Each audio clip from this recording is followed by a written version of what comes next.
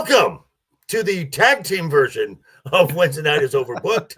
We're still waiting on Mr. LeftEyeEgo.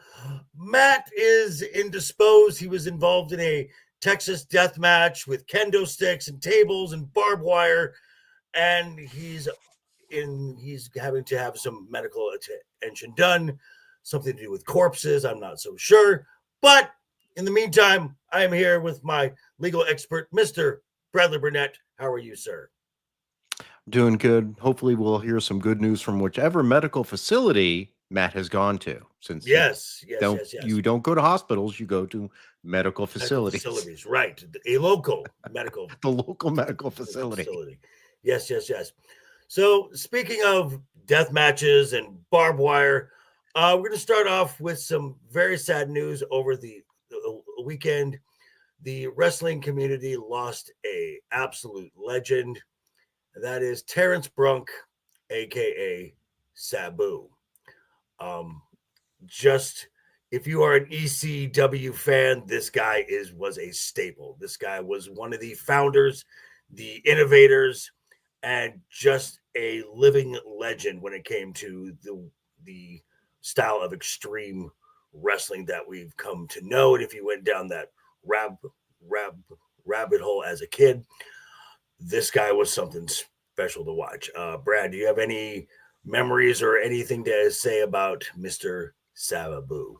I actually did not watch a lot of ECW when it was, really running hot and heavy in the 90s and such, but I did see many documentaries, Paul Heyman documentaries and such, and you would always see Sabu there. So like you say, he was like one of the fixtures and one of the guys you think of when you think of ECW.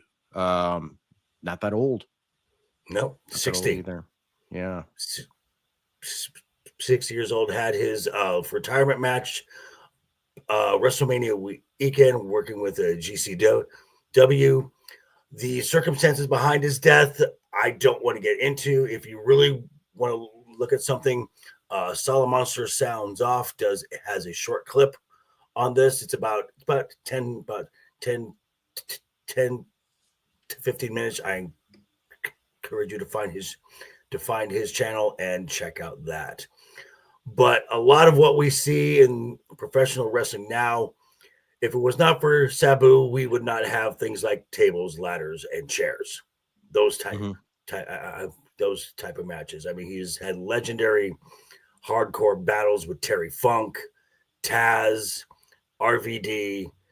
I mean, just a list of the who's who of that niche style of wrestling. So, rest in peace, Sabu. But over the weekend, we had something else happen. And I'm not talking about Backlash. I'm talking about Will Ospreay of AEW fame has decided to open his mouth yet again. That can only be good. Only be good. And we got, I don't know if you care, but MJF officially joined the Hurt Business. Oh, the Hurt Syndicate. Wow. Okay. AEW. Well, we are going to talk about one AEW talent here, and that is Mr. Will Ospreay. As he's decided to open his mouth yet again, as Will Ospreay says AEW smokes WWE in every field of wrestling. We smoke them in every field of wrestling. We're just better. I respect them. I respect every single one of them there. They're all vets. They all know what they're doing, and they're great at their job. They understand getting people on their feet, but we are much more of a better wrestling company than them. Our guys smoke them every single day of the week. They've got good guys like Gunter. They've got great guys like Orton. They've got good guys like Chad Gable. I respect all of them, but on our worst day, we smoke all you guys. Wow. And this is one of the guys who tries to say that tribalism in the wrestling community is a bad thing. So really quick, I know it's just me and you, Brad, but Mhm. thoughts on what Mr. Ospreay had to say here, or is this just consistent with him being a good soldier for Tony Khan? Yeah, I don't think he's going to be getting an offer from Triple H anytime soon. I just didn't even understand this. I mean, I don't even see how I can make a comparison. Yeah, especially with the way AEW is run with their booking. And we've talked about it many times. It's a mess. Um, certainly I'm not saying they don't have talent. Not saying they don't have talent. True. And sometimes, there are some guys in WWE that do get to be a little long in the tooth. Not that AEW is necessarily full of young bucks, except for the young bucks. Which they're not even young anymore. Yeah. But I mean, Jericho, Cope. Will is amazing talent, but can we please get him some PR training? This is ridiculous. He needs that. He needs that app where before you say something, should I say this?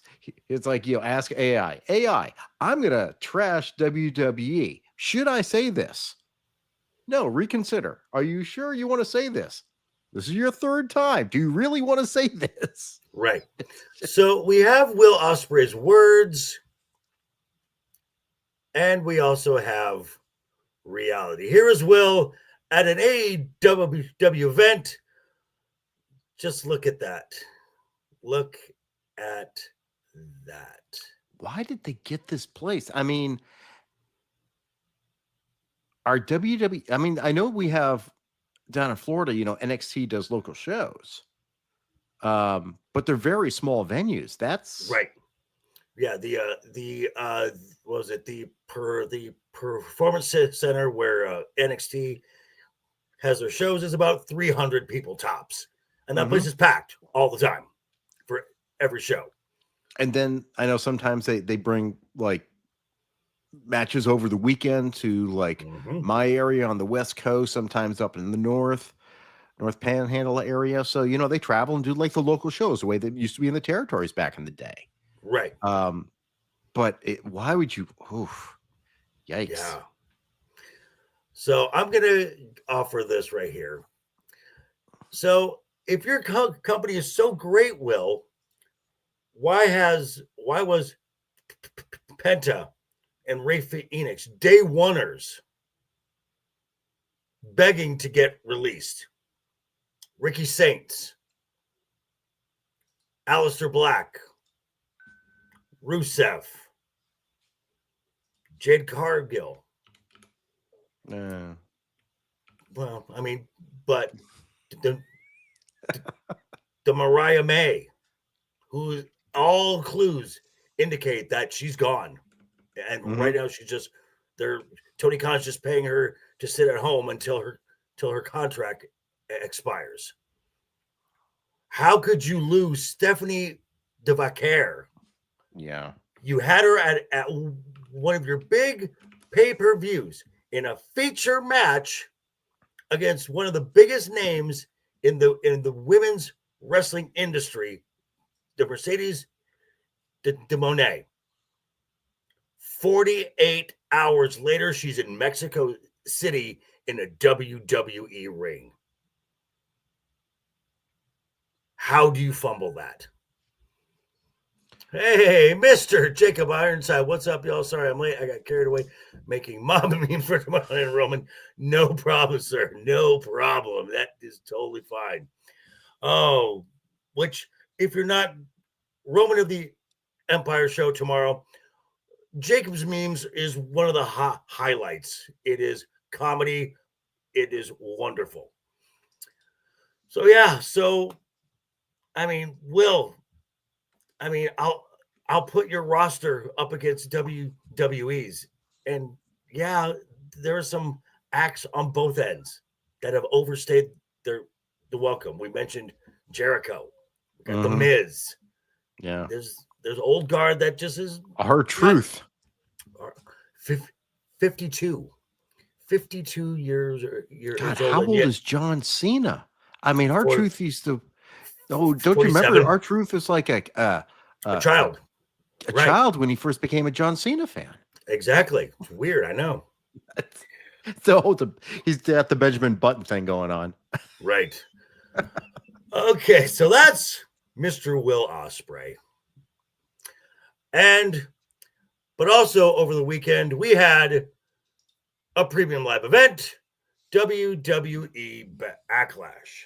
Now, I watched the show a couple times, and I'm going to say that I was pleasantly surprised at how good this show was. You're going into a show with no Cody Rhodes, no Seth Rollins, no Roman Reigns, no CM Punk, and your main event is Randy Orton versus John Cena, which the last thing we saw of John Cena was WrestleMania. The hopes were not high for this show. But I think all in all, it turned out to be a pretty good show. Brad, your initial thoughts about the show? Yeah, I watched it Saturday after it was actually done. Okay. And I there were some things I wasn't surprised with. I was surprised mainly that the Cena Orton match was not the cluster I thought it was going to be. Right, exactly. And I think it's probably because they leaned into their strengths, recognizing they're both guys in their 40s, maybe close to 50, and made it more theatrical than anything. Right. But the best match, honestly, the best match to me was the first match, the Intercontinental one. And Becky and Lyra had a good match. You mean the US? You mean the US? Oh, the US. Yeah, I'm sorry. I thought for no some worries. reason it was, yeah. So it was Jacob. Yeah, so let's look at that. So the US Championship was the first match, and we all thought that Jacob was going to win. We were not wrong.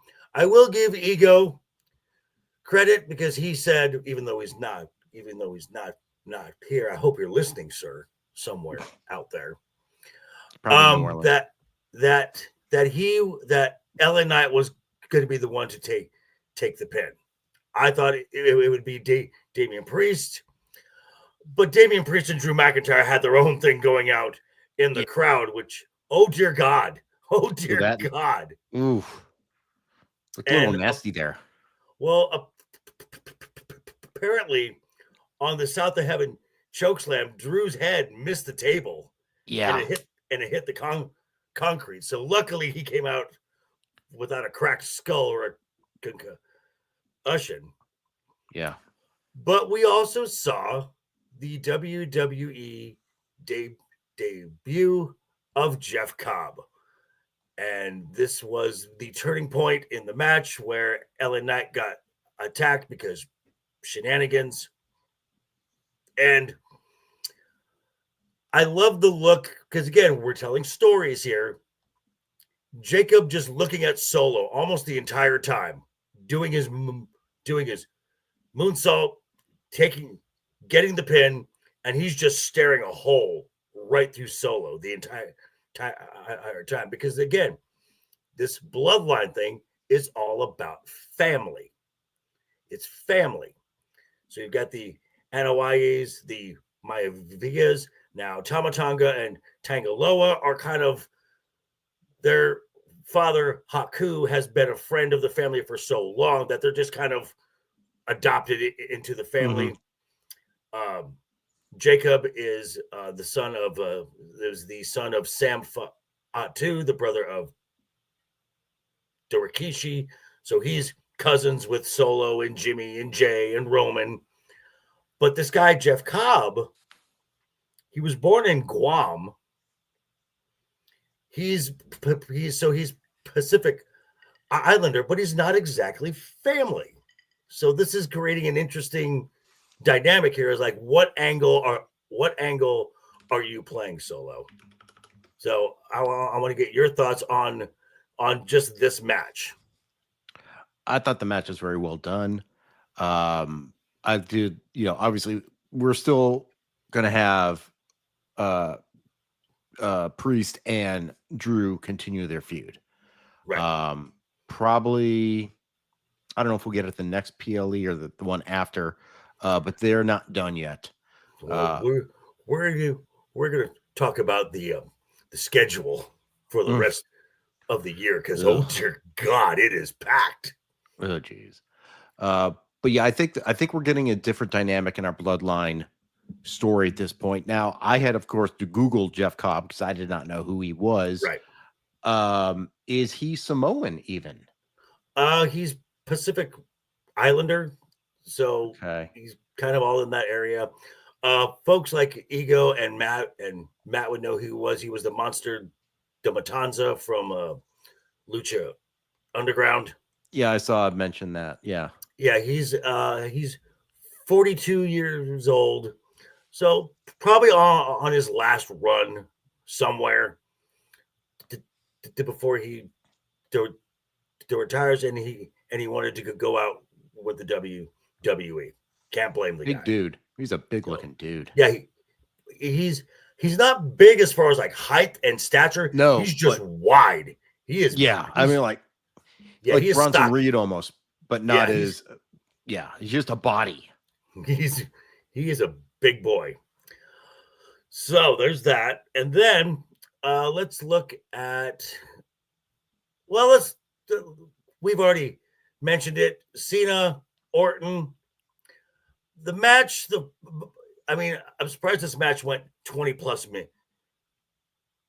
Yeah. The first 10 was the very deliberate pace, as we said it would be. A lot of rest holds and whatnot. I had to laugh at the one point when, again, Matt's biggest pet peeve is camera angles.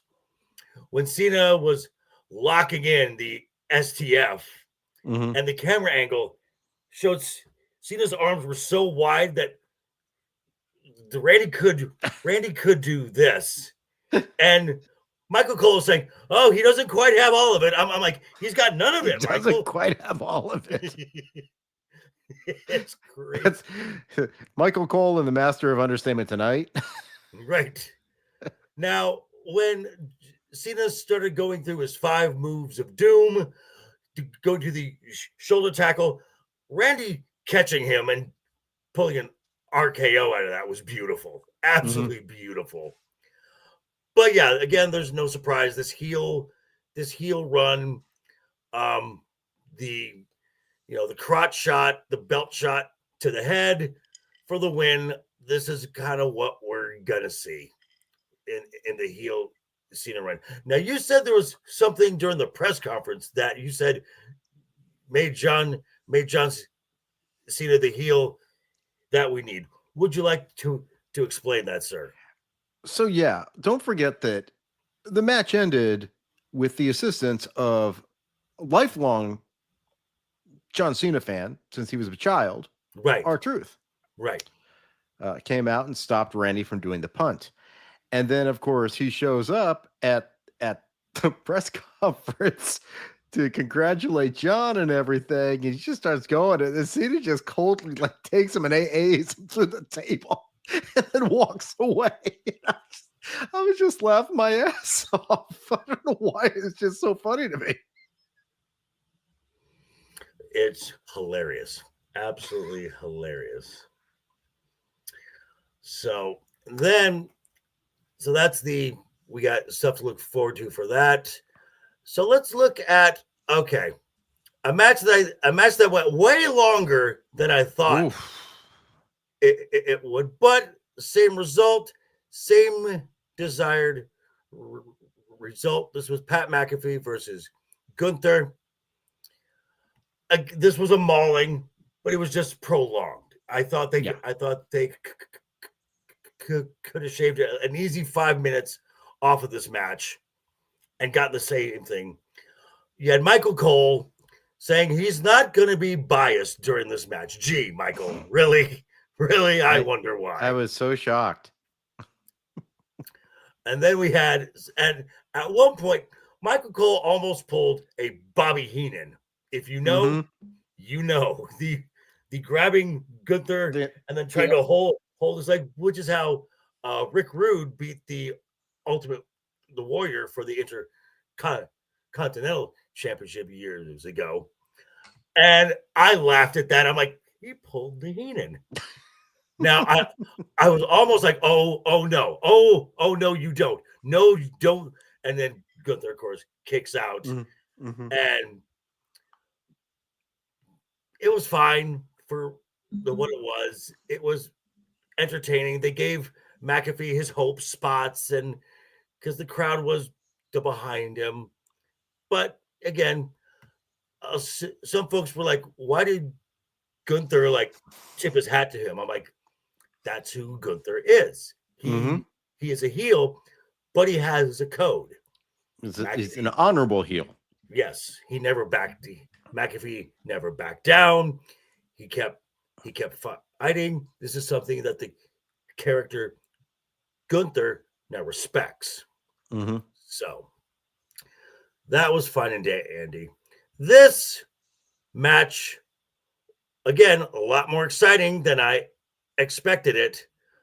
I am becoming, is it just me, or is Dirty Dom becoming a better pro wrestler of late? I was actually watching some of the highlights again before the show tonight, and I'm like, dude's actually got some skill going on here right now. Right. He looked good.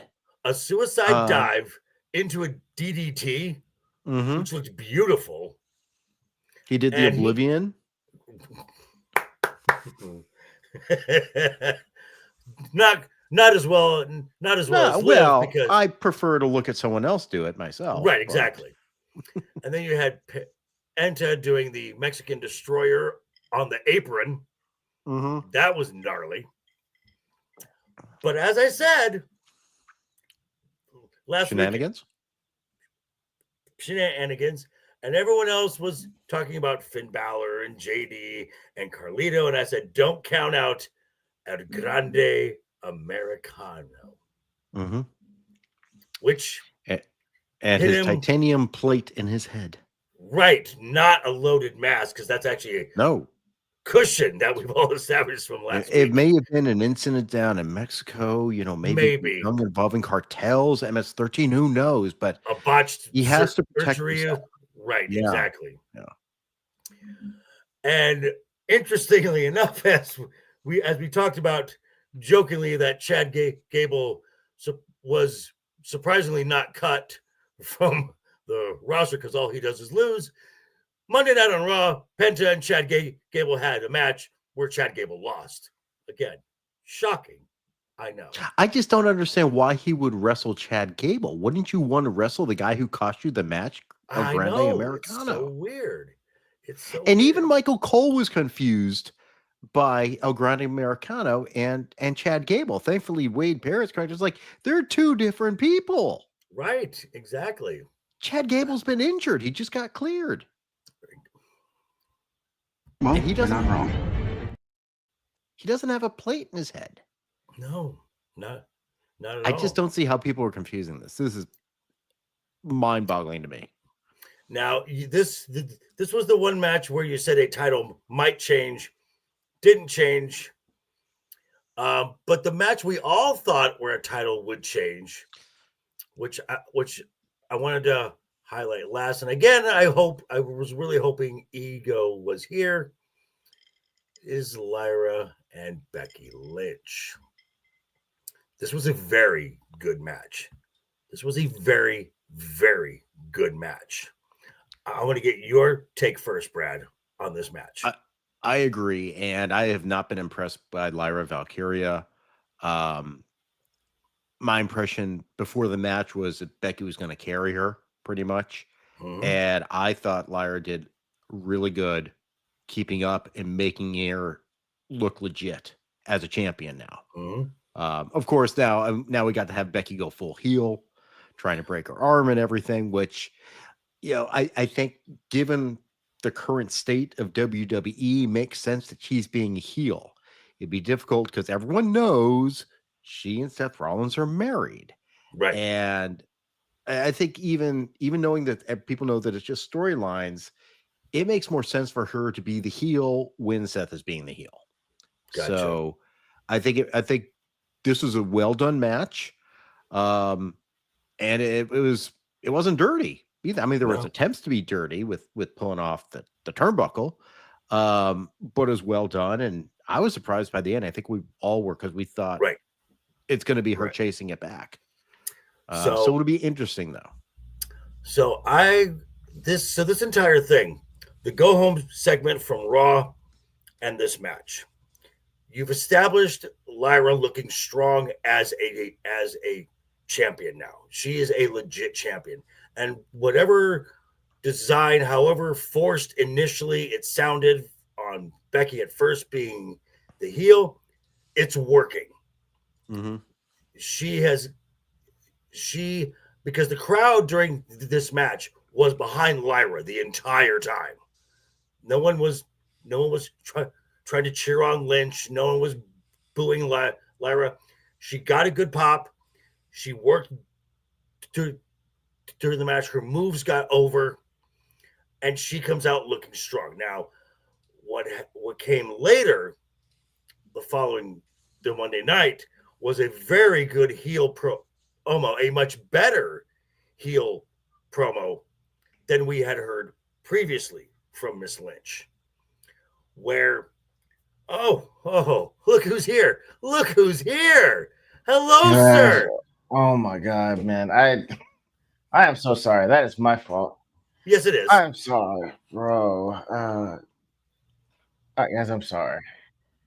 You just made the list. That's fair. Very appropriate. Dude, How are you, sir? How are you, sir? Overworked and tired, man. I've been forgetting everything this week. I really need this weekend to actually start for me, even though it's just Wednesday. But so sorry, guys. I've been looking forward to this all week, and then I'm like, wait, it's not 9, it's 8. And I literally just said it's going to be at 8, and I missed. See, that's the alarm that I was trying to set for myself. That's what happened. That's how my week's been, guys. I'm sorry. Dude, you are not helping stereotypes with this, dude. Come on. You just made the list.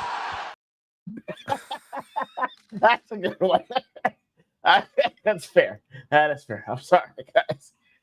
Oh, you poor baby. Look, we're not mad. We're just disappointed. That's fair. So Ego, Yeah. I want to hear your thoughts, because we kind of went through all the matches here, but I want to hear your take from the matches from the Backlash. What was your favorite match? You know what? I'm still gonna say it was. I still got to go with Penta's match with Dom. I mean, he hit the Oblivion. That was pretty cool. There's the interference with Grande Americano, which I mean kind of makes it weird because Chad Gable loses the next night. Whatever. But I mean, it was at least a fun one. Well, didn't I say that all Chad Gable does is lose? Did I not say that last week? That is true. Which is why he cannot be El Grande Americano. El Grande Americano wins. Chad Gable does not. True. That is very true. He's got a much better wrestling skill set. Yeah, that was the most fun to me. I mean, the Fatal 4 was just meh. I had no plans whatsoever to watch Lyra. Okay, so let me ask you this: your thought when Jeff Cobb entered, or as you would know him, the Monster de Matanza. I guess it was weird because I was like, I remember him always wrestling in like the jumpsuit with the lucha side. It's weird seeing that he had hair, and I just was like this. I'm like, okay, I guess I'll have to work in and see how it goes. But I mean, it was a good appearance, but I mean, otherwise, I have to see more as it goes on because it's been so long since I've seen him wrestle since him being in lucha. So I have to get up for that. It's just again, Damian Priest and goodness gracious, Drew McIntyre. Is like I don't think it's ever going to do it for me at all, regardless of how many times they wrestle. Well, you mean you didn't like that South of Heaven choke slam from into the table? That was cool. I will give him that. He finds the creative way to do a choke slam from 8 feet high. That was great. It's just their matches all require something that happens outside the ring for me to want to actually just watch it. You know, so I mean that's kind of what. So I'm like, but almost by process of elimination, I got Penta and Dom. I will give a honorable mention to Gunther and Pat McAfee. Like Pat McAfee's the Rocky of wrestling. If he just kept losing, like you'll be like, I know he's not gonna win, but damn it, he fought so hard to win. So I have to give it to him too. Okay, so Brad and I agreed on this, and I want to hear you, sir. Okay, go ahead. The performance of one Lyra Valkyria. Better, I guess. I mean, I thought. Wow. It's tough for me out here.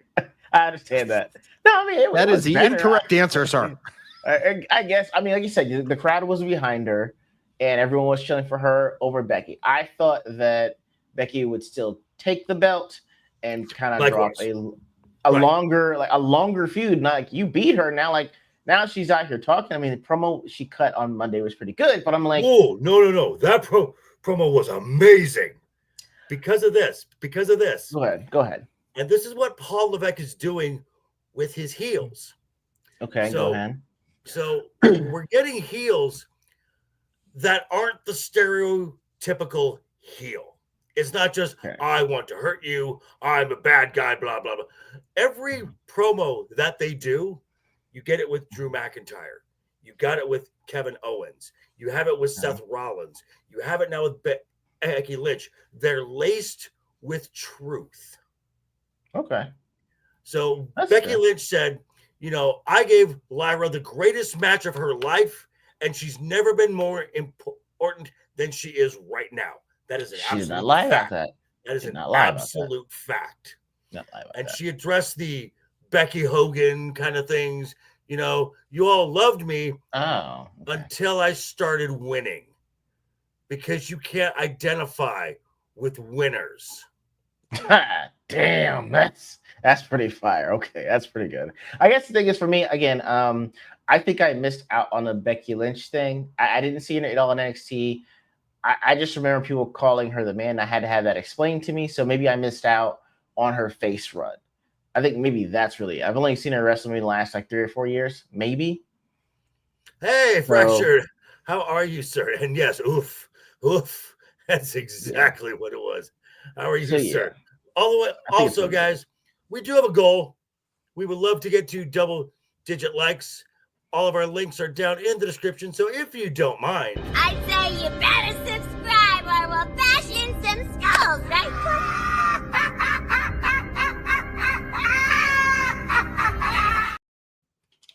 please like and subscribe. Share the stream out with your friends.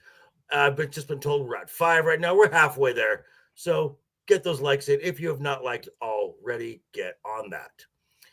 That would be wonderful. So speaking of Becky Lynch, we opened the show with Will Ospreay opening his mouth. Becky Lynch said something not too long ago, talking about kind of like hypocrisy between the men's division and the women's divisions, insinuating ageism, double standards, and sexism, where she says, quote, "No one's saying, oh, move over CM Punk, move over Seth Rollins. No one's saying that, but they're saying it to me. So who's the bad guy? Why am I supposed to move over?" So I'm going to say this right now. Is there a double standard when it comes to women's division talent and men's division talent? Wait, is there a gap between those two? Is there a double standard? Yes, there is. Yeah. And I say the same thing when I get asked questions about baseball and the steroid era. I give a one-word answer. And so the thing of it is, so really quick, around the horn, initial thoughts, Brad. I agree. There's a double standard, and you have to expect it. Wrestling is primarily a male sport. women involved in wrestling was primarily a gimmick. Now they're trying to be something more significant. But guess what? And No they- one's going to the WNBA. They're watching the NBA. Sorry, Right. girls can't dunk. and Maybe one and- can. and women have made massive strides in this. I mean, I've said numerous times on this show that the best bell-to-bell talent in the entire WWE, male and female, is Io Sky. And you're going to find you're not going to find a lot of argument against that. So, Ego, your thoughts on, is there a double standard between the men's division and the women's division? Yeah, I mean, like, it's wrestling's the male fantasy and the male soap opera drama. So we'd want to see our heroes go on for as long as they could, and we'd want a younger hot model come up every season, or a hot woman of focus. So yeah, I mean, like, that's So way it's been set up. Now, I asked you this because, Yeah. and I asked you specifically for this, the ageism thing. Yeah. So as people age, obviously your recovery time from injury, whatever, it slows down. But what other markers is a major difference between women and men? All right. So if we're looking at like usually over 30, it's like, well, you got it. You want to do it, Brad? We can do things now. You should have grabbed that one. Okay. So Brad first. I got one. Yeah. Go ahead. How about we talk about menopause? I was going to go ahead. I got you. Go ahead. Because once they hit about 35 to 40, doesn't to menopause, isn't this usually where that starts? Yeah, usually around 38. It's in the late 40s and early 50s that it actually hits. It's early. It's later 30s and early 40s for perimenopause now. Okay, which is why women are at higher risk having children in their late 30s and early 40s. This is just a biological fact, and even still, I mean, look, it's amazing some of these guys are still doing this, but they're down for a bit. I mean, Taker couldn't do much in the end. If he did a big match, he'd have to take significant time off. And that's just killing your body over the years. So, anything else, Ego? I mean, as women get older, is like bone density? Bone density? Yeah, it's like bone density. I mean, like you said. So usually, typically, men and women, like after age 30, men lose 1% of muscle mass every year. So what they'll do is they'll try to do testosterone replacement therapy or TRT to at least get back what they lost. I tried looking this up and checking for women. Like, they usually don't give them TRT usually because you don't want to do all that. They'll try to give you like hormonal balancers, but you'd have to have something like perimenopause or full-blown menopause to even you out. So it's not actually replacing anything. It's just kind of keeping you even. But I mean, as you age, you're still having higher chance of like osteoporosis, significant tears in muscles. You're not working with as much as you had before, and even compared to a man, your muscle mass, skeletal structure is already going to be a little bit smaller and won't be as dense as a man. So as you go on and on, you're actually going to wind up having a significant higher rate of injury versus a man. And then there's the psychological aspect of it, which even Jordan Peterson will talk about, is that just in general, women that are at the level of Becky Lynch, that are in an industry that requires a lot of time, a lot of effort to put in, that are making a lot of money, they're going to look up, they say this around like almost close to 40, which is where she is right about now, is they look around and saying, why am I busting my ass to do something when I can be at home with my kid that loves me and my husband or spouse makes as much money or more than I do and can afford to have me at home and I can do anything else that I want. And they usually quit around 40s. So he's like on top of the physical and emotional aspects of it, there's a psychological component that is there that it needs to be addressed. And I think those are all reasons where it's like, well, you don't wrestling past 40, 45. So what we're saying is right about, so with men who don't want to go past the age of 50, the women are about a decade. So about 50 and 40.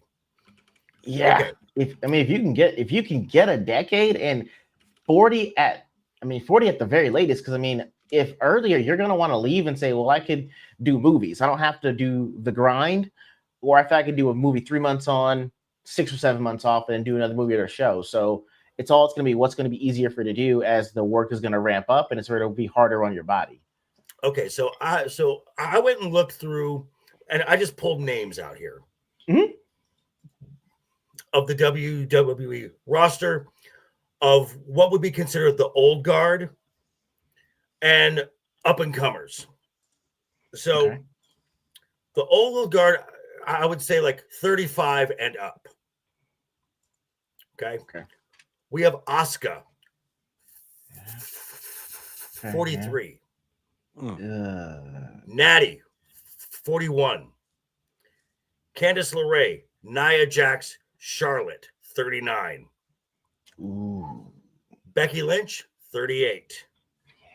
Naomi, 37. Kairi Sane and Bianca Belair, 36. Really? The Bailey, Io Sky, 35. The anomaly in the old guard is Alexa Bliss at 33. Oh, okay. Now, up and comers, Roxanne Perez, 23. Sol Ruca, 25. Tiffany Stratton, Zarya, 26. All signs are indicating that she is coming to the WWE. Mariah May, 26. Rhea Ripley and Lyra, 28. Liv Morgan, 30. Julia, 31. Stephanie Vaquer, 32. Yeah, I mean, as opposed to the men's side. And again, I was just pulling names out. All right. AJ Styles, 47. Wow. CM Punk, 46.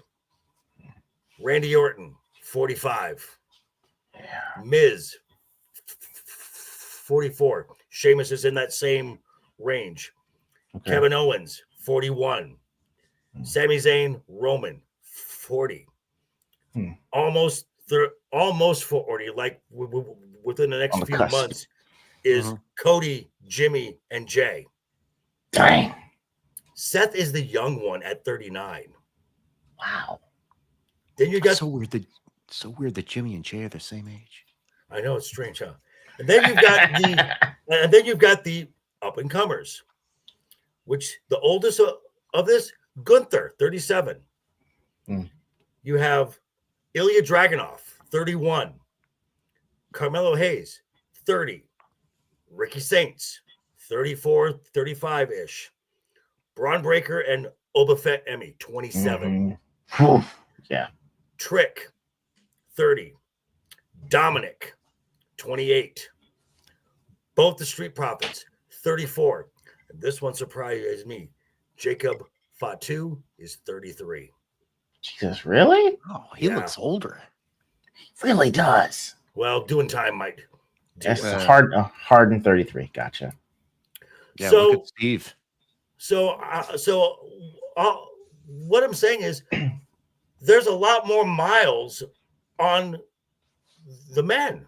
I mean, yeah, they're just biologically just the way things work. And let's be honest,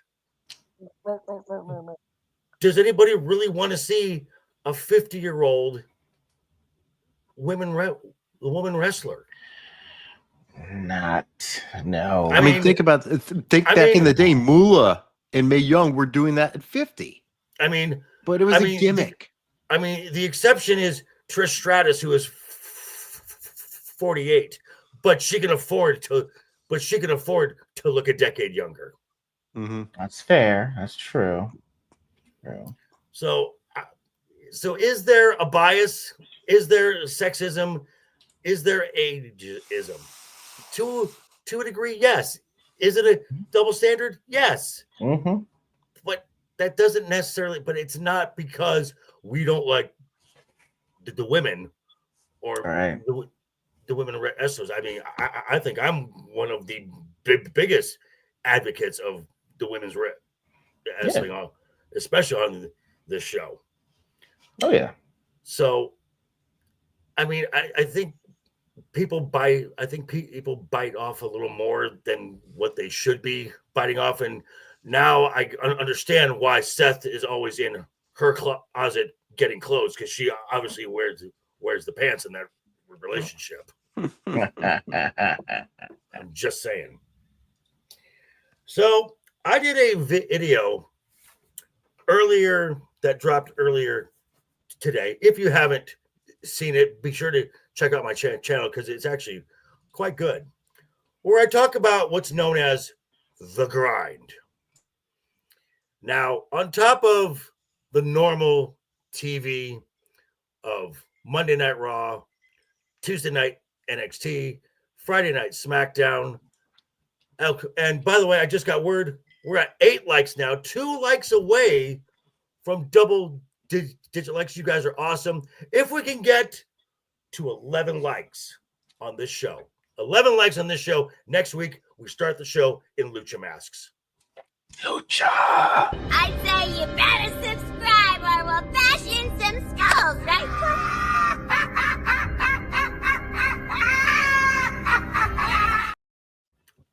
3 more likes, and we start the show in Lucha masks next week. So make that happen, folks. So we just got done with a premium live event.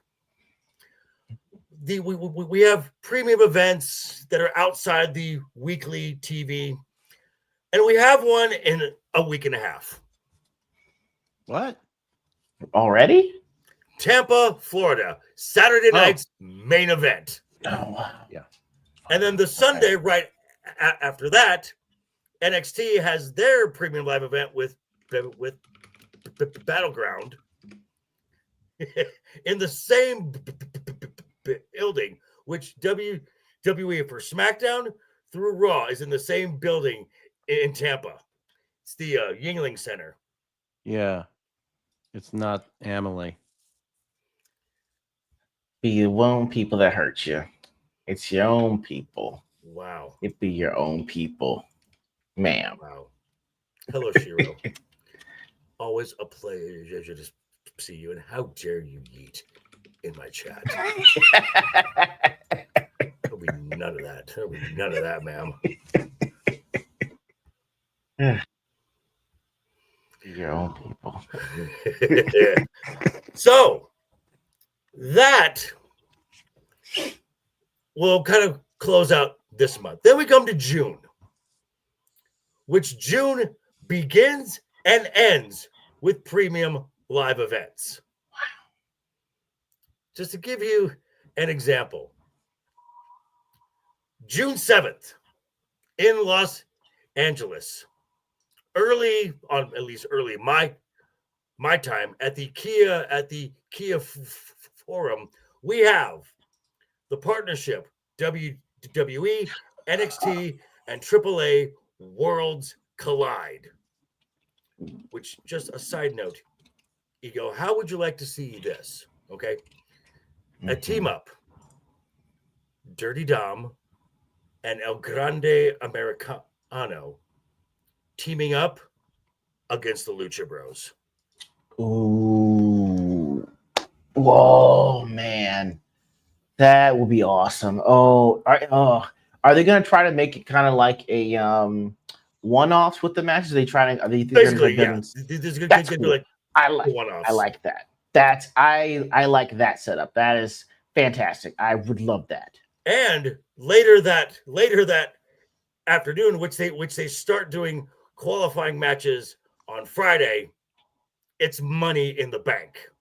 Ooh. So wow. I think my dream match of Punk and Cena at Money in the Bank is not going to happen. I think that's a safe bet. That's not happening then. No.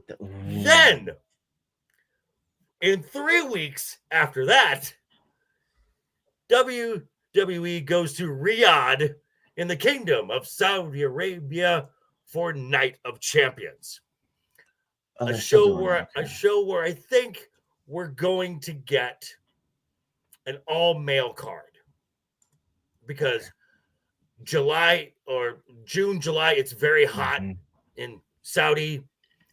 The women have to be very covered, and as I said, I don't think those costumes breathe very well. But I don't think so either. But doesn't something make up for the all-male show? They might. You know, Yes. Interesting you said that, because I believe it's the week after at the Pachango Arena in Connecticut, I think, is they're going to revisit the all-female card of Evolution, which would basically be I would think would be a women's Night of Champions.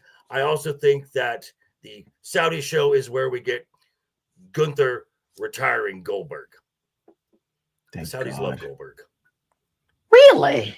Oh, they love him there. Really? Wow. Yeah. Okay.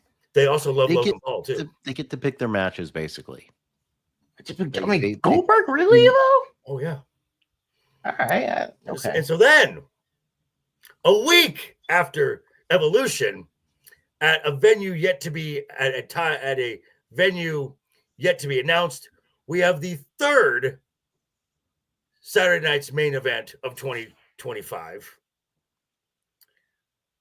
Then we go to August, which again starts and ends the month with a premium live event.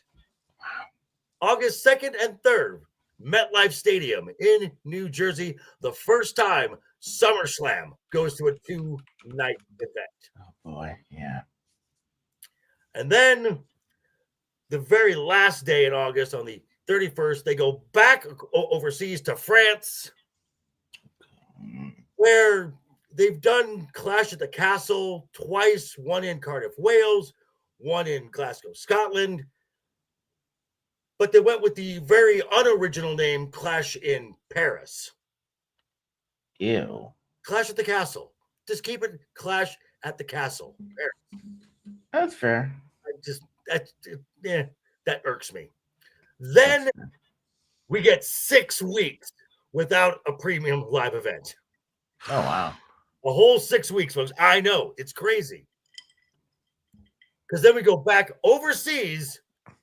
Local time for me to watch this event will be 2 a.m. Oh, boy.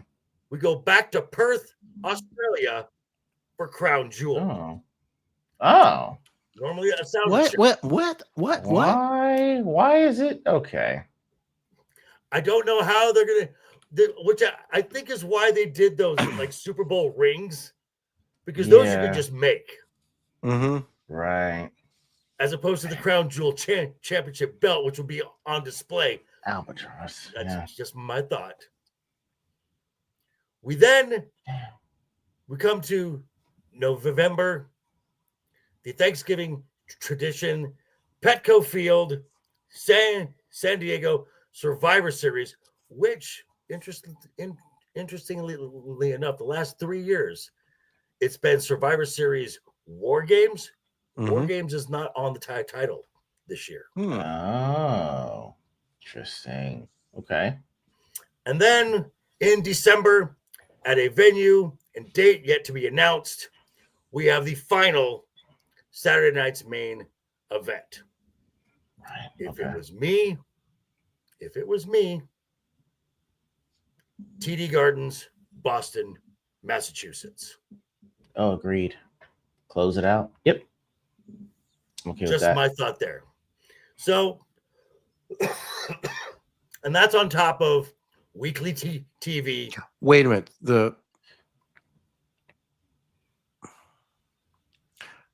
Saturday night's main event, right? Mm-hmm. Yeah. The other option would be the Springfield Civic Center in Springfield, Massachusetts. Well, they have said that a certain somebody's last show is going to be TD Gardens. Okay. Okay. The only reason I said is because a certain someone also went to Springfield College. Oh. Just down the road from my old house. No. That wouldn't be you, right? No. You couldn't. No one saw him on campus. They couldn't see him on campus. They couldn't see him on campus? Because you went to the esteemed campus of one Julius Creed.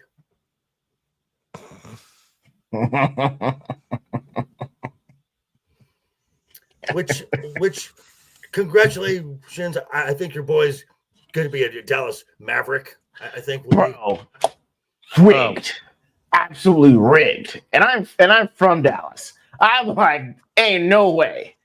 That's time for another place. But Shiro's like, it's the lottery. They won the lottery. I'm like, honey, that's like if you owed $100,000 and you win the lottery specifically for $100,000 in the same week. Okay, not a coincidence. But I digress. Sorry.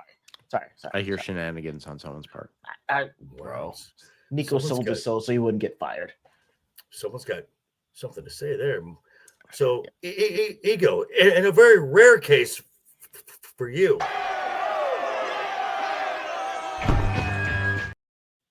Thank you. I appreciate that. So, we got premium live events, weekly television, and there's the quote unquote house shows too. Not to mention if you're a top star, you're doing media, you're doing TV, radio. This is what Triple H said when he meant the grind. Mm-hmm. Oh yeah. Your thoughts on just what it takes to be just the demands of being a WWE superstar. Man, that's a lot, and I can see why the up and comers in certain instances they want to skew this kind of a bit younger because that's a lot. And I like Becky Lynch. You really want to be doing this shit at like 43 house shows on like a Tuesday, going to actual signings when you could actually just host a podcast, make guest appearances whenever you want. That's a lot. I'm saying me at 38, I'm like, yeah, I'm not gonna be out doing all that. I'd have to get in at like 21 and be in Performance Center by 22 and in NXT like 23 to be able to continually do this to get used to the grind. Because that sounds like a lot just listening to it. And again, after all that, I didn't factor in SmackDown, I didn't factor in Raw, I didn't factor into guest appearances, signings, or house shows. I'm like, combine all that together, you might be working 5 out of 7 days, excluding travel. NXT still has yet to announce Heat Wave, No Mercy, Halloween Havoc, and Deadline. They're doing Halloween Havoc. I forgot about that. Yeah, like that's a lot. Like what? And if you get, and that's not assuming you don't get called up in the middle of an NXT run to go to main roster. Like that's like, can you imagine how insane that is to have to jump from one brand to another, even though it's within the same Universal brand, and have to get used to a whole different set of travel strategy? That's a lot. That is a grind, no joke. Brad, thoughts? I'm tired just hearing you announce this stuff. I mean, seriously, some of them don't make the money it seems they should be making for this type of schedule. Of course, not all of them are doing everything. True. I mean, first off, I don't even know if El Grande Americano could even speak without a translator. No. So he may not be doing as much. But like, Cody, well, we're not going to see Cody for a bit, I imagine. He's on a little bit of vacation, right? Mm-hmm. So, Correct. Obviously some guys are going to have. So's Roman. Yeah. And Gunther took a little time off as well before coming back. Mm-hmm. So yeah, it's I can see why AEW has an appeal, especially when the guy throws a ton of money at you and says you don't have to do that schedule. By the way, folks, That's true. By the way, folks, we are one away from 11 likes. We are at 10. We're at double digits. One more, and we get lucha masks next week. It's so badass. Brad, keep on going. Yeah, I mean, the sacrifices, like, actual storylines or like being involved with your character, because apparently that's reserved for certain people, is my understanding in AEW. Yeah. I also understand that their guys are far and above whatever WWE is putting out. All respect to WWE wrestlers. AEW is much better. All respect to them all. Total respect to you. But we're better than you. Literally, I brought it back. Oh, wait. So, Ego, you oh, that's right, Ego, you didn't see this. Hang on, just a I think I know what you're talking about, but show me. Hang Show me. on. Let me see it. Let me see it. Hang on. So, Mr. Will Ospreay started running his mouth again, saying that the WWE, the AEW is far and away the better wrestling company. Damn, you should have played clown music over this. Oh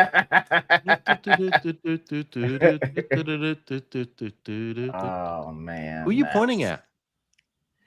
Man, the ghosts in the stands. It's Is wait, I missed out on this. Is Will Ospreay that good of a wrestler though? Okay, he is a very good in-ring performer. That has never been in question. Never. Okay. All right. It's just the company you work for.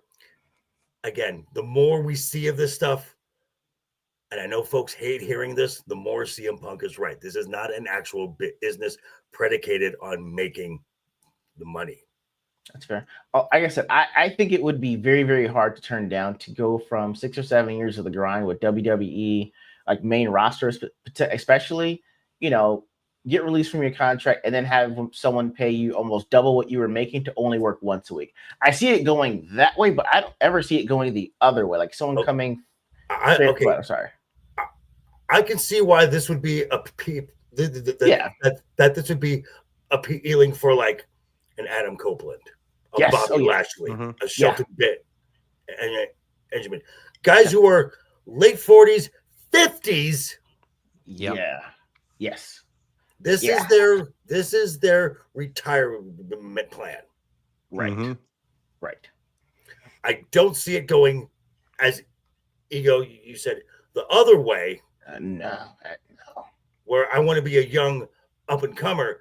If I want a legacy, if I want the opportunity to have possibly my face on the Mount Rushmore of professional wrestling, you're going to the WWE. You have to. They put on the biggest shows. They sell to the largest audience. You may not get paid as much per contract, but you sell a shit ton more merch. Yep. So there's a lot of residual type of income. Definitely. And the ones who are trying to get to the main roster are found in NXT, which brings us to the staple of this show.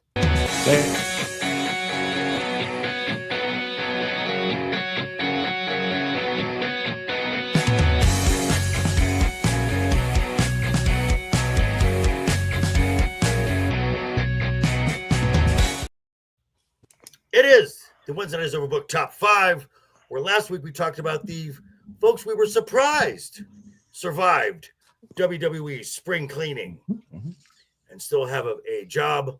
Now we're looking at possible, who do we think from NXT is going to be called up to the main roster, with the caveat of, because they're doing double duty right now, Roxanne Perez, Julia, and Stephanie Care, which, by the way, that match, that main event from Raw, good main event.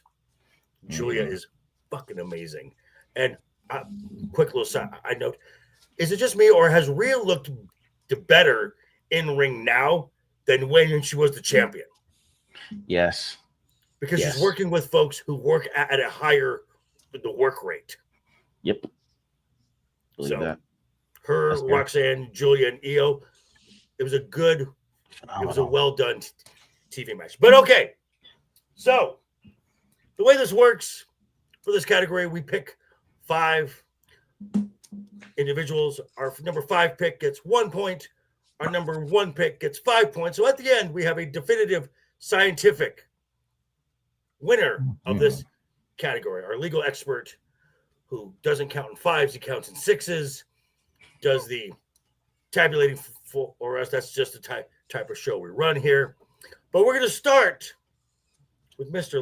LeftEyeEgo, your number 5 potential NXT call-up. Sol Ruka. I got that as number 5. Lanky, strong, and I'm not gonna lie, her finisher. I know it's a simple like inverted cutter, but damn, it looks good. It does. Now I'm not The gonna lie. Snatcher? That I might have an issue with that. You not. It doesn't play well if you type in hashtag Soul Snatcher. Okay, that's not gonna go over well if you type that on Twitter or anything else. So you might call it something else. I don't know, but I mean, yeah, it looks fucking awesome. So yeah, I got her as one at number 5 for NXT Next Call-Up. Amazing finisher. Okay, Brad, you're number 5.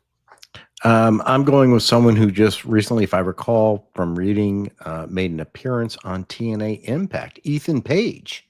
Yes. Former NXT champion. He's been there, I think, for over a year now at this point. About a year. And he's 35 years old, has significant history, has his character down, and he's ready for the move up. And I think since dropping the title, he's done his best work thus far. So my number 5 is someone who unfortunately will get called up in his case because I don't think he's ready, and that's Trick Williams. His promo skills, he has better than average promo skills because he started off as the hype man for Carmelo Hayes. His in-ring style, he's still very stiff, and he has to be led to a good match. Again, he hasn't had a good match in 2 years, which the last good match he had was against Ilya Dragunov, where Ilya put him over. Wow. Okay. So my number 5. So Ego, it's time for your number 4. All right, number 4 was your number 5, Trick Williams. Not gonna lie, I mean, in-ring gear is fantastic. I love yelling "whoop that trick" when the same plays. I do think you're right. In-ring has to get a little bit better. Hopefully he gets someone that can actually lead him or part of a faction where you can kind of figure out how to go from here. But yeah, I mean, I got him at 4. It's gonna be a matter of time. I don't know how much time needs to pass before the in-ring skills get a little bit better. Okay. Brad, you're number 4. Ditto. Trick Williams.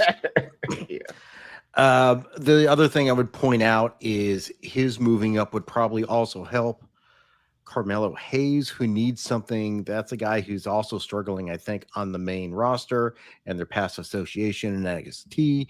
They may be able to feed off each other and maybe boost themselves at that point. Okay. My number 4 is someone who I said would not spend a lot of time in NXT, and that's Jordynne Grace, the former TNA Knockouts champion. Her last match with Julia gives me some pause as she dropped Julia on her head twice.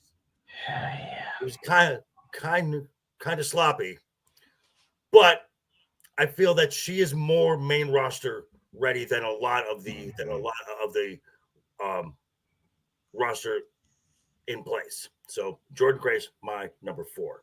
Ego, you're number 3. Number 3, I'm trying to figure out if this counts because I wanted to double check it. Does Joe Hendry count? Since he's I didn't think so. That's what I thought. Okay. ENA.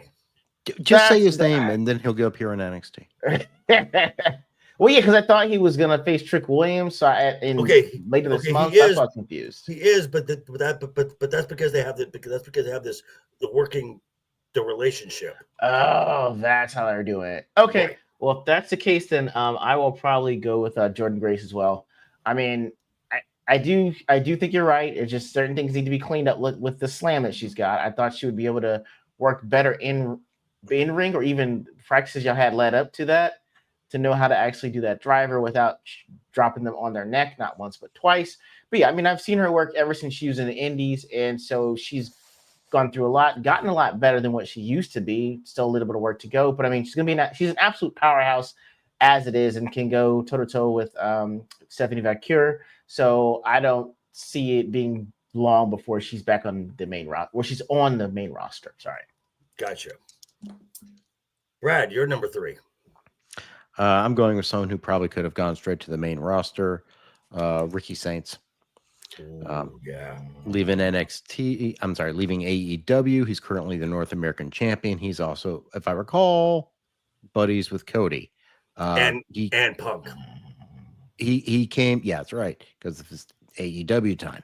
He came in as a wrestler. He's just there, I think, probably to fill the position and also to get used to the WWE work style.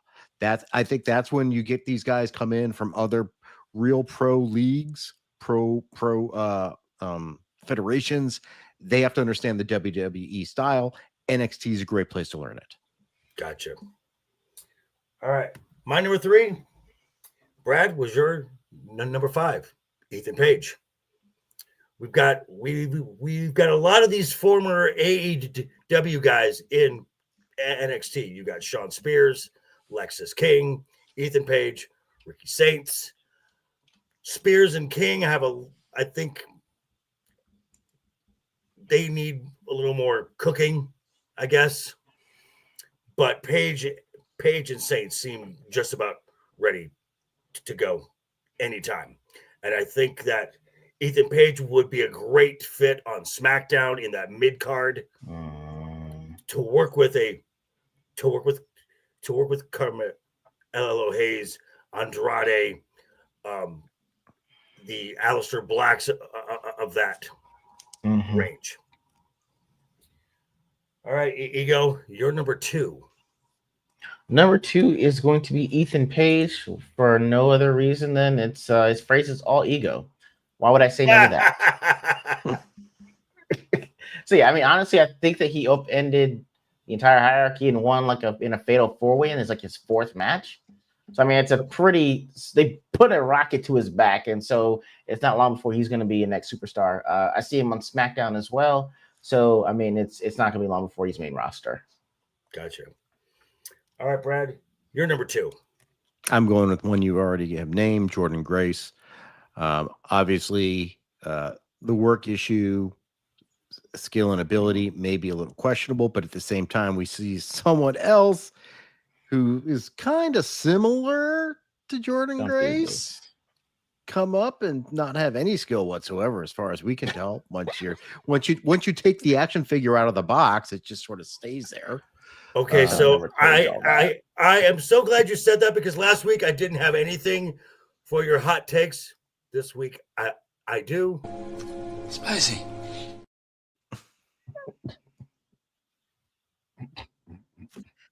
And let's be honest, she could probably fill in for the action figure. Probably. It's hurtful but accurate. Okay. You can't get back on the train, dude. My number 2 already has a main roster belt. Oh. It's the Speed Championship, and that is the women's Speed Champion, Ruka. Yeah. So again, I was there at Stand and Deliver when she won the women's North American Championship in a ladder match. The Soul Snatcher off a ladder was just sick. I was personally surprised that they put the title on her, because I think she should already be on SmackDown right now. Okay. I think she would fit perfectly on SmackDown, which needs a little injection of excitement, because SmackDown's because the women's division on SmackDown. Boring. So Ruka is my number 2. All right, Ego. It's down to your number 1. Who do you think will be number 1? Man, Obafemi, man. I cannot wait till he makes his main roster debut. Like an absolute destroyer. I know no one will be able to replace him. No one will ever be able to have the streak like he did. But when I see Obafemi, I get like the vibes that he could be an Undertaker of sorts. Just an absolute destroyer, have his own mystique built in, and go on a tear or a huge championship run. So I cannot wait till he makes main roster. I don't even know if they'll even let him go until 2026 without being on it. I think he might be main roster by the end of the year. Okay. Brad, I have a feeling you're going the same route. Yeah, I am. I'm also going with the Obafemi, but at the same time, it's not going to happen anytime soon. He clearly has a skill in ring, on the mic, to get and be a person of significance on the main roster, but they need him down in NXT right now to be that person. Okay. You still need him down there. So as much as he's ready to go, NXT still needs him down there to fill that hierarchy and be at the top. Okay. Okay. All right. My number one, and I love Obafemi. The hula. His accent just makes him that much more cool. His skill set is great. His entrance is great. But like Brad said, he's, as far as the men's division goes, he is the draw there. Okay. So you've got to develop your undercard first to make room so you can send Oba to the main roster and not lose anything. So this is the situation that Oba is in. He is the draw there.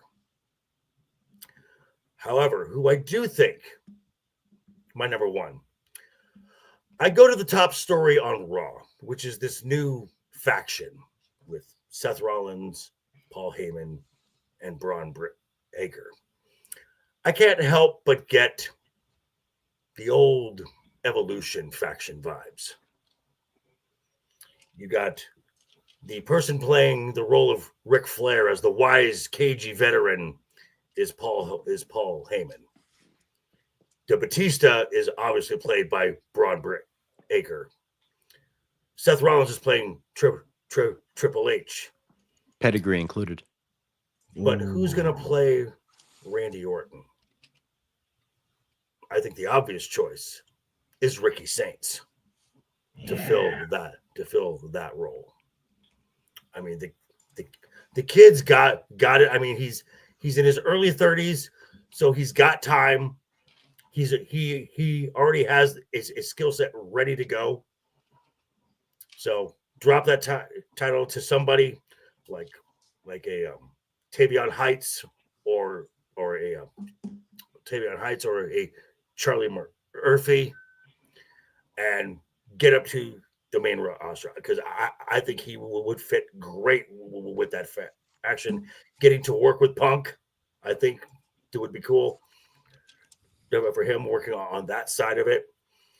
So yeah, Ricky Saints, number one. Now, I believe, if I'm correct, we have a clear number one, a tie for number 3, and a clear number 2. Oh, yes. I'm sorry. I was looking at the wrong thing. Yes. So our tie for third with 8 points is Ricky Saints and Ethan Page. Is that correct? Yep. That's what I got. Okay. And then our number 2 with 9 points is Jordan Grace. Mm-hmm. And number 1 with 10, the Hula Obafemi. Yeah. Oh, yeah. Not opposed to it. By the way, guys, thank you for everyone who's been here in the chat. Again, make sure to check those links down below. And we've also got wonderful Wednesday nights overbooked merch, Joker Voice merch. I show my own stuff. Damn Skippy. We're still at 10 likes. Ego. Double digits. That's great. But if we get to 11, we will be in luchador masks next week. Speaking of next week and what's going on throughout the week, Mr. LeftEyeEgo, what do you have coming up, sir? Guys, again, I came in late because it has been a long week, but my video with the review. Oh, you poor baby. My review of Sinners is done. Look out for that to be coming either Saturday or early next week. It's going to be a banger. And again, if you think that Critical Drinker's review of Sinners was great, he's full of shit. I can't wait to shut y'all know how. Spicy. Wow. Maybe just get Greta going, how dare you? That'd be If awesome. someone, if somebody can make that clip for me, go for it. Message me and I'll see if I can set it up. All right. I can find that. Speaking of how dare you, Mr. Bradley Burnett, what do you have coming up, sir? Tomorrow night, I will be on Static 2020's channel at 9 p.m. Eastern, 6 p.m. Pacific for the weekend pregame, where he'll find lots of cringe stuff for us to watch. Otherwise, go check out my channel, Duke Devil 95. We are continuing our weekly wormhole watch. This week's episode is our longest one. I'm sorry. It is actually an hour-long episode of commentary and such, but it is one of the best ones. Watching the episode Duet, one of the best episodes in the first season of Deep Space Nine, if not all of Deep Space Nine. Also, I just put my review of the Superman trailer that came out today. Yay. It's a trailer.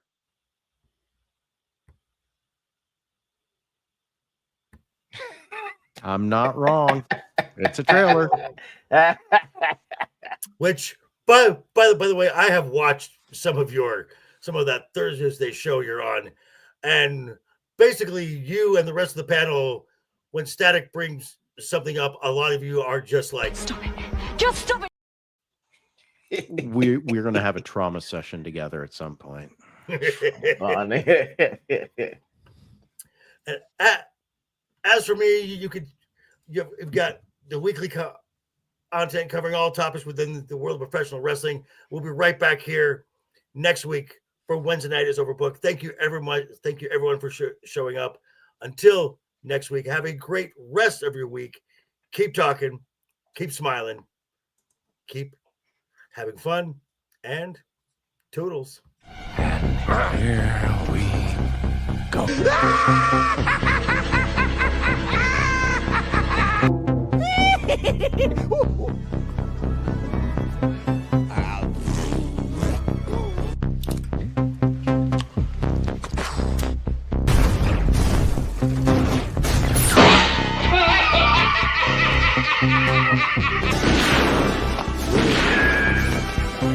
Is like gravity. All it takes is a little push.